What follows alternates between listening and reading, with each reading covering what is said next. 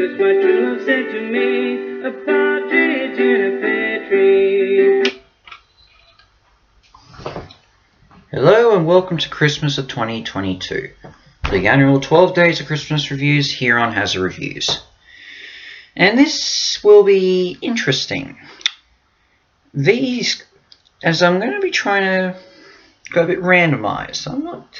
I've got some major selections I've already picked with this, but there'll be a few extra requests I'm going to try and aim for. If you've got a request for me to do for Christmas and I have the way of watching it either through Netflix or Disney Plus, let me know. I've got I think hopefully 3 at the moment. You never know. But so we start off with this year with a review that I should have done last year. Home Alone 3.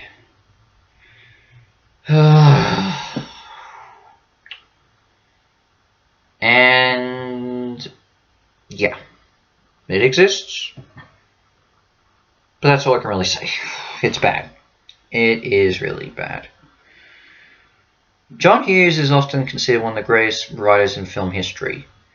I mean, he wrote direct classics like The Breakfast Club, Planes, Trains, and Automobiles, and Ferris Bueller's Day Off, one of my favorite films, which I reviewed. And he's also wrote classics like the original Home Alone, in my view Home Alone 2 is the better one, and National Lampoon's Christmas Vacation, which, yeah, I also love. But he slowly went down a slide, I think, around the mid-90s. And his worst film was definitely this. And that's an understatement. So what is the premise? Well, okay, it follows a similar structure, but it's different. But not a good different. In fact, the opening doesn't even start like Home Alone. We all know the classic Home Alone. It starts off with the house. Okay, we get the classic light intro. But the opening scene involves Russian spies taking a USB with valuable information to America.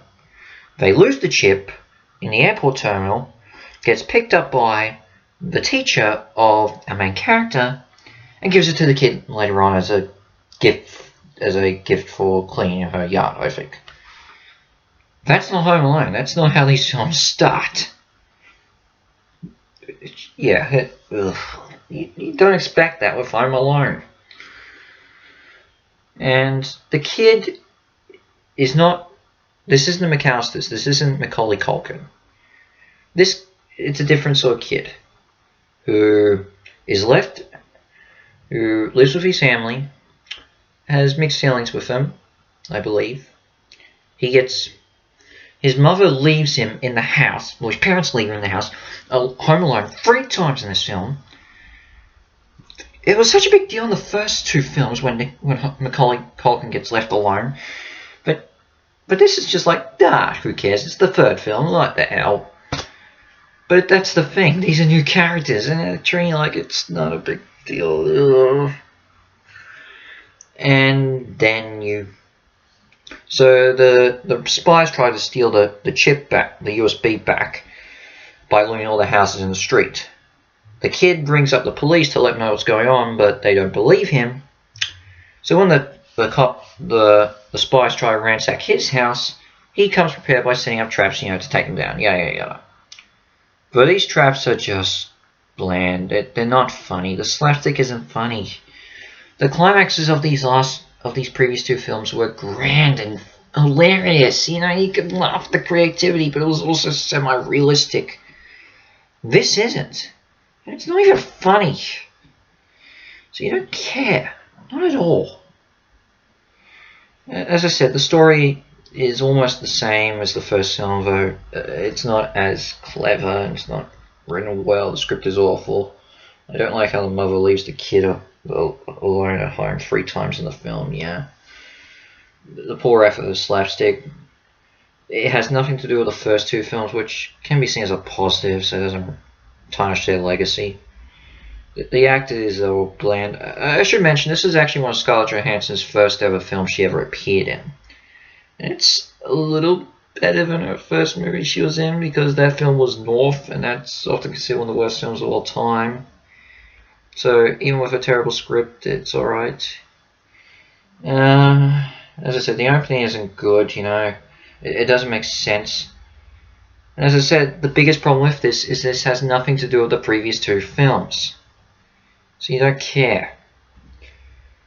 I don't care. I know a lot of people don't care. At least with the other films, the fourth film and that Disney Plus film, they at least have some reference to the McAllisters, I think. Because I know Buzz appears in the first, in the Disney, in Home Sweet Home Alone, I think that was what it's called. I forget. But with this, don't see it. It gets 2 out of 10 hat stars. Not a good way of starting this year's Christmas reviews. Which I think is for the best that I go and jump into a film that I have also been meaning to watch for a long time, but I know is 100% better.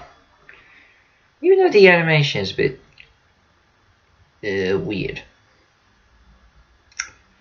So in the meantime, this is Hazza from Hazza Reviews out, and for my next Christmas review, it will come straight from the minds of Iron Man Animations.